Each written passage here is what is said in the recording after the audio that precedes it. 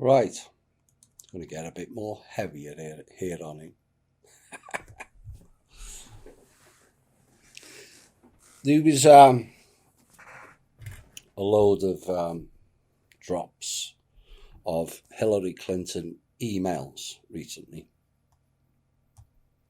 and one of them dated Tuesday, January the 25th, 2011 at 3:28 p.m. was sent to Huma Abedin, Barack Obama, John Podesta, yes, I pronounced that correctly, Ben Affleck, and Nancy Pelosi. And it said, "Dear Barack, when we began the pizza arrangement, I thought we were going to be more careful than this. Operating from the White House is not what I originally had in mind. And remember that the hot dogs can come, but if you make a spectacle out of it, that will be our downfall.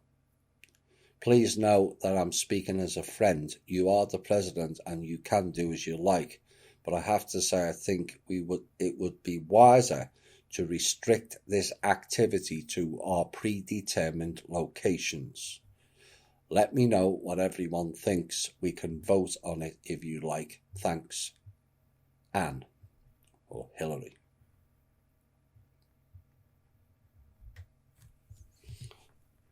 I assume all now know what the code words are for pizza and hot dogs now, and the links to pedophilia and ritual practices. But to those who doubt that, here is a common sense question.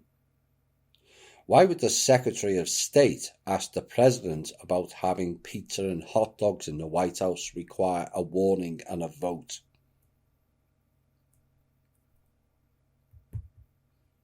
That email is now 9 years old, a bit like Eric Holder in Fast and Furious. And where are the arrests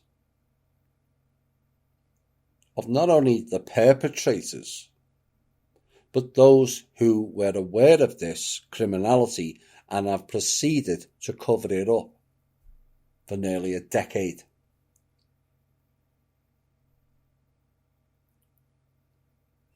It has gone on in this administration, and there's still no funeral for Jeffrey Epstein. No further words on Ghislaine Maxwell. Will she die in mysterious circumstances as well and be transported like Epstein to Israel? But what about the brave victims who came forward? Where is the justice for them?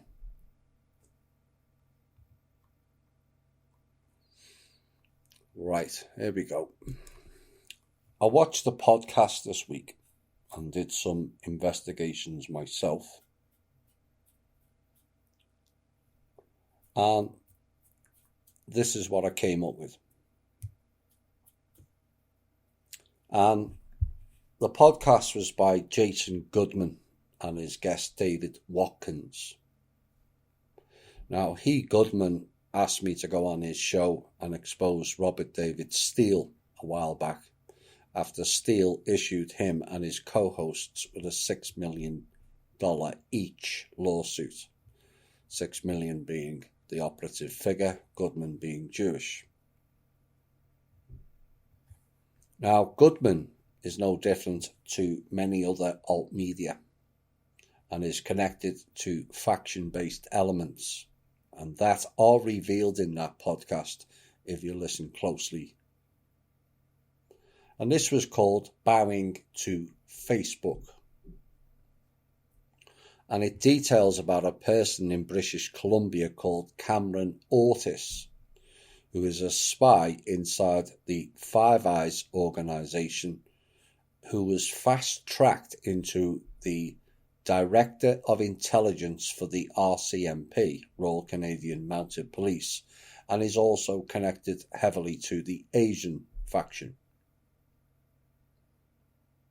which to all intents and purposes runs Vancouver, British Columbia, and beyond in Canada via gang warfare and foreign and domestic agency-based tactics. Now, Ortiz was also involved with the Blackberries connected to the Hillary Clinton Benghazi and other investigations, and there's a company called Phantom Secure directly involved with the backdoor BlackBerry phones in Richmond, British Columbia, which is the same location as Cameron Ortiz. Now, Watkins spoke in agency-based terms of parallel narratives and compromised nodes, and they focused on Ortiz's thesis, which is called Bowing to Quirinus, Quirinus. And the topic was compromised nodes and cybersecurity in East Asia. And in that thesis there is a line, and the line states, the future to the past, which explains the two-headed god Janus or Quirinus. And in the Q drops, the future proves the past is often relayed as one of their key nodes in their drops of information. And it exposed compromised nodes like we did with the Swiss banker story last week. It's in last week's show, where the CIA got him drunk and made him drive home, and then he gets stopped and the CIA saved the day of his arrest on the premise he became an informant for them. That's a compromised node. Now, there are other examples in the alt media. Field McConnell, Able Danger, which is a name of a CIA project, George Webb, who is Mossad, Neil Keenan, and possibly Drake, plus several other alt media personalities who the agencies have leverage over for certain indiscretions done by the node, as they are called. And with persuasion and coercion by agencies, they then become a compromised node within the network, and subsequently they are working for the system, not the people. Now, it's stated that 9/11 was used in parallel narratives also, which was the drill that was taking place at exactly the same time as the event, and using compromised nodes in key positions to carry it out. And from all accounts, the 9/11 attack was launched out of British Columbia, Canada.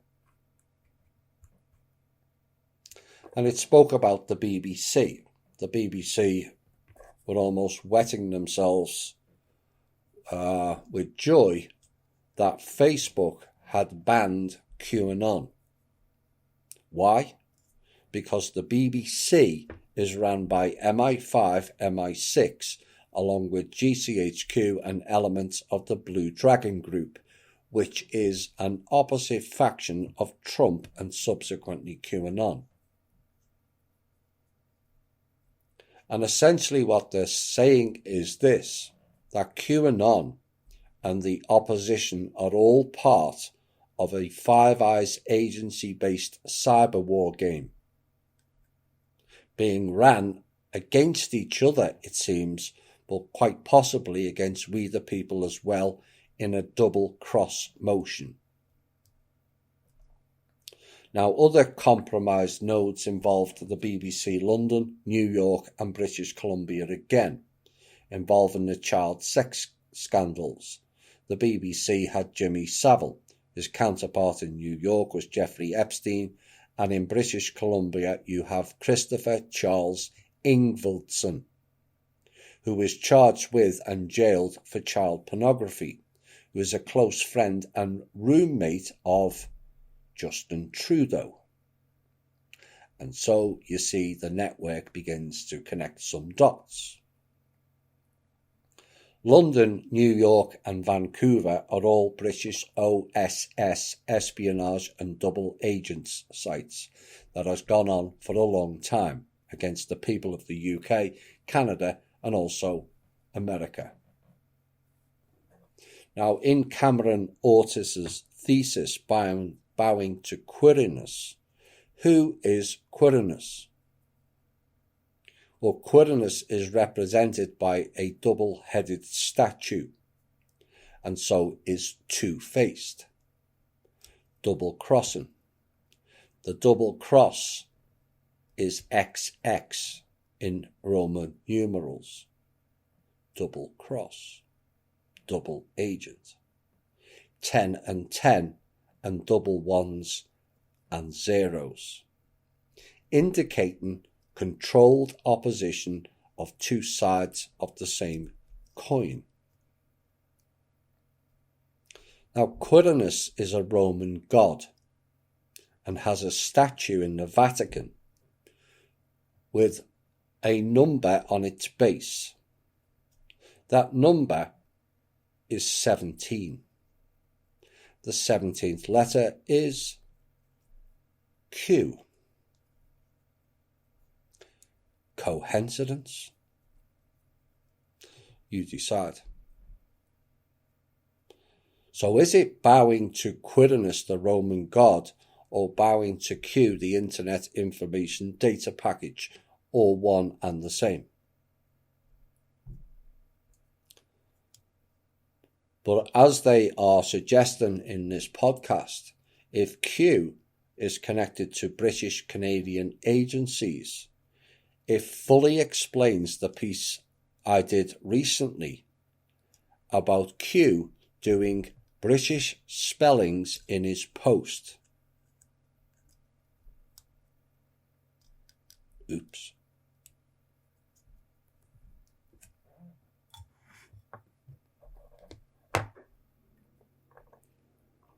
And the gist of the narrative was that QAnon is another agency-based honeypot tactic to pull the people in, document them all via metadata and algorithms, and then log them into a database. Once that database is established, those on it have the potential to become target individuals. That is how it works. But the problem is, and what I stated 2 years back, when I stated it didn't matter whether Q was agency or not, as it is getting lots of people to do their own research, and that was a good thing. But, and it's a big but, too many jumped on it, and it became out of control of the system. And so now the system has to shut it down, which also has the propensity to make Q look legitimate. It's the compromised parallel narrative game again, when it is more likely a mass public psyop. Now, people make the mistake with several alt media outlets that because they are exposing public figures, that somehow they are working and doing it for the benefit of the people. You have no idea of how wrong that thinking is.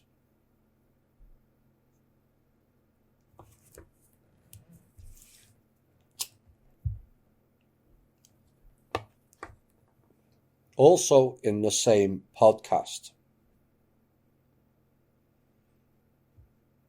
and I did some investigating myself again, there was something called the Trump Project,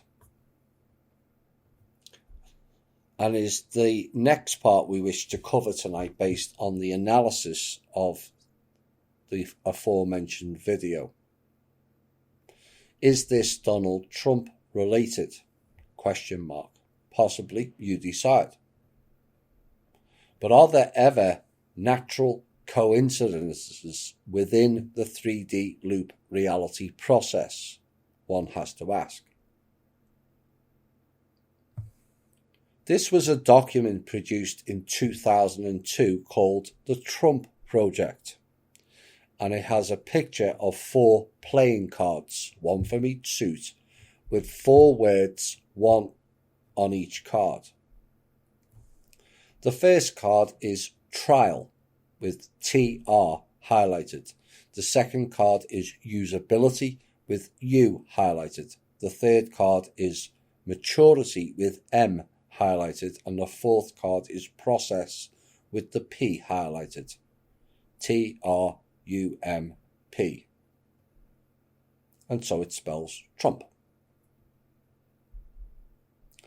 And what the documentation says, the Trump project has successfully raised the usability maturity of 2 large organizations and is providing information to help other organizations achieve similar results. But the point is, who are the 2 large organizations and the other organizations involved? Is it Rothschilds and Black Sun, or is it the UK and America, or is it Quirinus, the 2-headed Roman god? Now, the next states the objectives of the Trump project. Trial. Trump has trialed a number of techniques to improve the human-centeredness of 2 large organizations' IT development processes. And the trial was part funded by the European Commission as ESPRIT Project 28015 Trump, as part of a program called Horizon 2020. But remember, this document was from 2002. Usability. Usability is the quality of a system in use and is the ultimate objective of the IT development. Truly usable IT systems are the result of human-centered development process. And one has to ask, was this the start of the computer network data collection that has run rampant since? Maturity. Developing usable systems requires a human-centered approach by all those involved in design and development, as well as the integration of human-centered design and elevation, or evaluation, I should say, activities throughout the development methodology. And it says Trump has raised the usability maturity of the trial organizations. Process. Trump showed how user-centered methods could be integrated into the development process of the 2 participating organizations. Trump will enable the organizations to adopt the techniques more widely. In other words, a merging of 2 separate entities into one giant IT harvesting center is what they're telling you. So who was involved in this process? Well, some familiar names and entities will crop up in this section. The Trump project involved 3 partners and 1 subcontractor. Circo Usability Services coordinated the project and provided the usability expertise to the user partners IR and IAI. Lloyd's Register provided independent assessment of the usability maturity before and after the application at IR. So who are these people? Circo Usability Services. Pin your ears back and listen closely. Previously at the National Physical Laboratory, has been developing and applying practical human-centered evaluation and design techniques for many years. It was the coordinating partner for Trump and was the project's source of expertise in human-centered techniques. So, who are Circo? Oh dear, get ready. Well, Circo are a large private contractor ran for and by the agencies.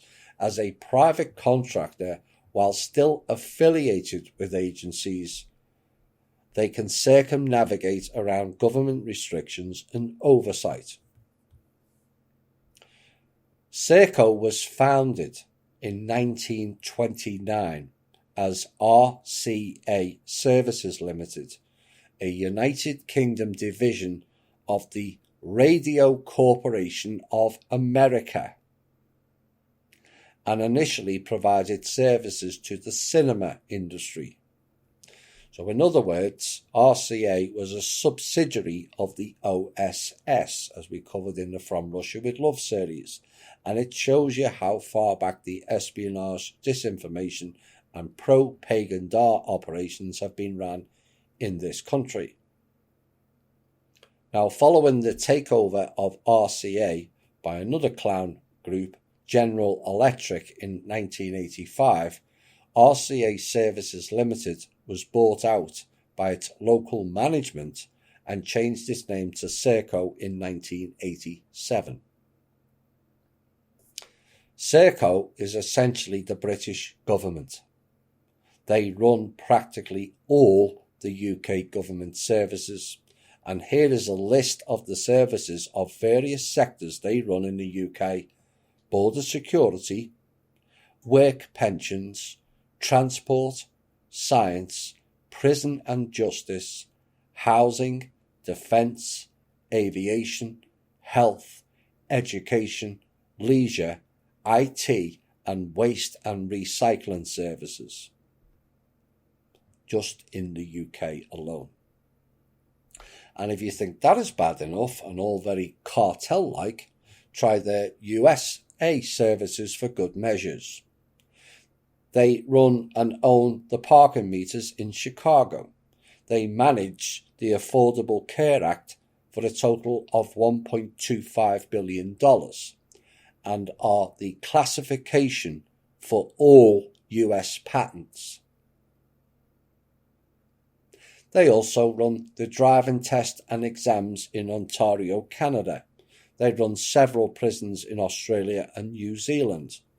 They run transport systems in Australia, Hong Kong, Dubai, Denmark and Sweden, and have offshore holdings on the Isle of Mauritius. Oops. Quite a climb up the ladder from a radio company, that, is it not?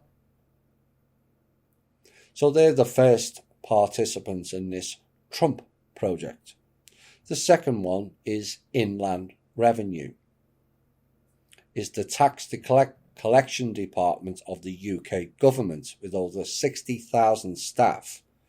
Inland Revenue relies on IT for administrative support. Because they must implement government tax policy, Inland Revenue must be able to implement new business systems rapidly and correctly. Now, the Inland Revenue in the UK and the IRS are both connected to via the Crown and subsequently the Bank of England and also the Federal Reserve. All one system. The third partner, IAI, Israel Aircraft Industries, design and build aircraft and avionics equipment. IAI has a reputation for efficiency and quality in the techniques introduced by Trump. The project improved their development efficiency and the quality of the products. Oh dear. Is there ever any show without including the Israelis? And clearly they wish to mix IT and war for their pilots. The final participant was Lloyd's Register, who performed independent assessment of the usability maturity of the Inland Revenue, both before and after the introduction of the human-centred techniques. I keep using that term. Now, Lloyds is a banking and insurance group of investors with much ill repute, particularly during the 2008-2009 economic crisis. Now, the documents for this Trump project were produced by a company called Sightseer X, CITESEERX,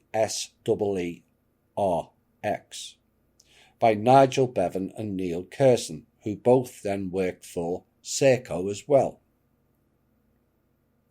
Now, the documents for this Trump project are a copyright of Pennsylvania State University, of all places, proving what we have stated in previous shows, that these universities are fronts for agency and spy and espionage-based operations, both foreign and domestic.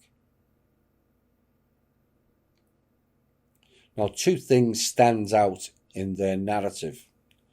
Extended abstracts on human factors in computing systems was one, and then it states the tutorial presents a structured approach to user-centered design based on the principles of the forthcoming international standard human-centered design processes for interactive systems. All sounds very artificial intelligence to me. But this shows potentially how far back these think tanks plan ahead. That a 2002 document that names a future US president that was funded by a group called Horizon 2020 all leaves much to ponder on. I've said all along, we the people have to be careful of who we follow and trust. Is this the card game version of the chess game played out by Q? And if so, by playing the trump card in this, what or who is Trump trumping? And what if Trump is a compromised node in an IT-based network ran out of British Columbia?